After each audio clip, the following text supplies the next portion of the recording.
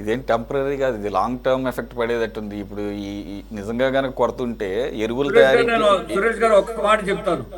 నష్టం వస్తుంది కాబట్టి మేము ఇంకో కారణం ఏంటంటే, ఎన్నికలు అవ్వగానే ఆయిల్ రేట్లు, పెట్రోల్ డీజిల్ రేట్లు పెంచుతారు అనేటువంటిది ప్రజలందరూ బలంగా నమ్ముతున్నారు.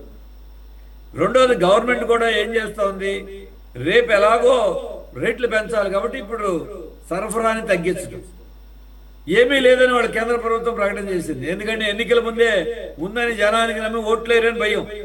కానీ 2017, 2019, 2022 పార్లమెంటు అసెంబ్లీ ఎన్నికలు అయిపోయిన తర్వాత అన్నిసార్లు పెంచినటువంటి సాధారణంగా ఉన్నాయి. 2022లో అయితే 16 రోజుల పాటు 10 రూపాయలు పెంచారు పెట్రోల్ డీజిల్ వరుసగా. కాబట్టి రేపు కూడా అదే జరగబోతుంది. అందుకని ఆ కుట్రతో కూడా కేంద్ర ప్రభుత్వం ఇటువంటి పనులు చేస్తా ఉంది.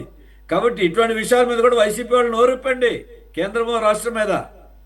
వాళ్ళు భజన చేసి మీరు భజన చేస్తే రాష్ట్ర ప్రజలకి ప్రతిపక్షమైన మీరు చెప్పిన దాంట్లో సహేతుకమైన లాజిక్ ఉంది. ముందు అసలు ఆ కొరతను సృష్టిస్తే రేపు పెంచిన దాని మీద ఎవరి దృష్టి ఉండదు, నోరు మూసుకొని కొంటారు, అప్పుడు విమర్శ రాదు. రెండో పాయింట్ అనుకుంటారు, చాలు 100 రూపాయలు ఎక్స్ట్రా అయినా కానీ ఎవడు నోరెత్తడండి. రెండోది, రేపేననుకుంటా కదండి ఎలక్షన్స్, రేపు ఫైనల్ ఫేజ్. ఇక అది అయిన తర్వాత అసలు రంగు బయటపడుతుంది. రంగు 3, ఇక ఇది ఎరువుల మీద కూడా ప్రభావం చూపుతుంది అంటున్నారు లాంగ్ టర్మ్లో. సో దీని ఎఫెక్ట్ కమింగ్ ఒక 1 year పాటు కూడా పడే అవకాశం ఉందని చెప్పేసి చెప్తున్నారు. సో ఇది పెరిగిపోయినాయండి, అన్ని రేట్లు పెరిగిపోయినాయి, ఒకటి కాదు. ఇక రెండు ఆయన మోదీ గారు భారతీయులకి డిసిప్లిన్ బాగా నేర్పుతున్నాడు. క్యూలో నుంచుంటాం ఎలా అనే దాని మీద పెద్ద నోట్ల రద్దు దగ్గర నుంచి స్టార్ట్ చేశాడు. కాబట్టి భారతీయులకి కొద్దిగా డిసిప్లిన్ తక్కువ, క్యూలో నిలబడటం రాదనే దానికి ఈ రకంగా ఆయన అలవాటు చేస్తున్నాడు. ఐ ఓన్లీ సెటైరికల్ మేనర్లో చెప్తున్నాను నేను. ఇక 3, అదే డిసిప్లిన్ పార్టీలకు కూడా నేర్పించాడు. వైసీపీని డిసిప్లిన్లో ఉంచాడు, టీడీపీని డిసిప్లిన్లో ఉంచాడు, కుదిరితే కాంగ్రెస్ని కూడా డిసిప్లిన్లో ఉంచుతాడు. కాబట్టి వాళ్ళు ఇంకా మాట అంటలేదు అంతే తేడా. రైట్, సై దగ్గర సురేష్ నిజంగా ఈ యొక్క క్రైసిస్, పెట్రోల్ డీజిల్ క్రైసిస్ అనేది భారతదేశంలో ఎక్కడ లేని విధంగా ఆంధ్రప్రదేశ్ రాష్ట్రంలో ఈ డబుల్ ఇంజన్ సర్కార్ ప్రభుత్వంలో ఏర్పడటం అనేది నిజంగా ఇది చాలా బాధాకరం. మనం చూస్తా ఉన్నాం, ఓ పక్కనేమో నిన్న మొన్నటి వరకు కూడా చంద్రబాబు నాయుడు గారు ఎక్కడ పెట్రోల్ డీజిల్ కొరత ఆంధ్రప్రదేశ్లో లేదు, ప్రతిపక్ష పార్టీలు కావాలని మాట్లాడుతున్నాయి, కుట్రలు చేస్తున్నాయని చెప్పి బాబు గారు, కూటమి నేతలు పెద్ద పెద్ద స్టేట్మెంట్లు ఇచ్చారు. మరి నిన్ననే ఆయనకి అర్థమైపోయింది, ఇది కావాలని చెప్పి ఆయిల్ కంపెనీలు ఇబ్బంది పెడతా ఉన్నారు మా ప్రభుత్వాన్ని అబాస్పాలు చేయడానికి అని చెప్పి ఆయన మాట్లాడి, మీ ఇష్టం, మీ సంగతి తెలుస్తా అని చెప్పి మాట్లాడారు. లాస్ట్కి మనం చూసినట్లయితే రాష్ట్రంలో దాదాపు 3742 పెట్రోల్ బంకుల వద్ద నో స్టాక్ బోర్డులు పెట్టినటువంటి పరిస్థితి. తాళ్లు కట్టేశారు లోపలికి రాకుండా.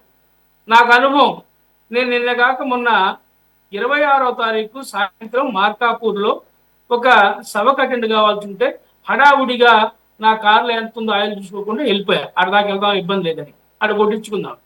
సభ అయిపోయింది, మీరు రిటర్న్ కావాలా, రాత్రి 10 అయింది. మా డ్రైవర్ లాస్ట్ కొండి అన్న ఆయిల్ లేదు కొట్టించాలి.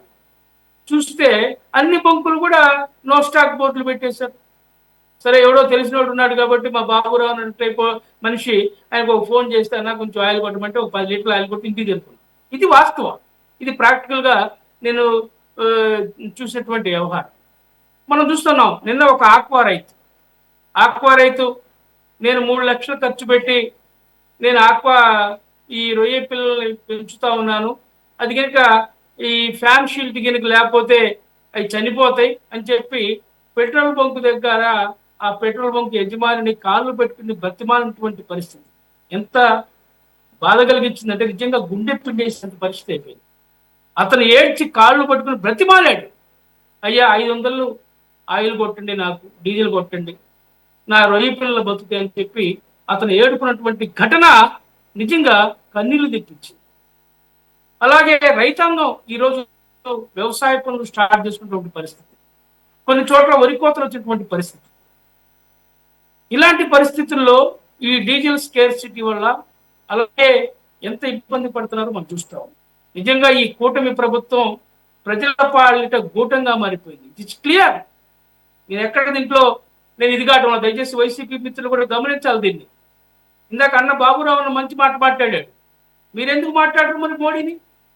కేంద్ర ప్రభుత్వం అని చెప్పి మేము కూడా చెబుతూ ఉన్నాం. మీరు కూడా ఎందుకు మాట్లాడరు మరి? మోడీ యొక్క ప్రశ్న వేసే దమ్ము మీకు కానీ, మీ పార్టీ నాయకులు కానీ, జగన్ గారికి కానీ ఉందా? మీరు ఒక్కసారి కూడా వాళ్ళు విమర్శించరు, సంకలు గుర్తుకుంటూ ఉంటారు. నల్ల రైతు చట్టాలు తీసుకొస్తే మీరు జిందాబాద్ కొట్టారు, చూసాం కదా.